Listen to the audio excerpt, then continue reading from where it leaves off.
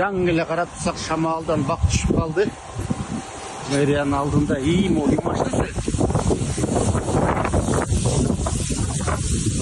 Oh vatan. Estağfurullah.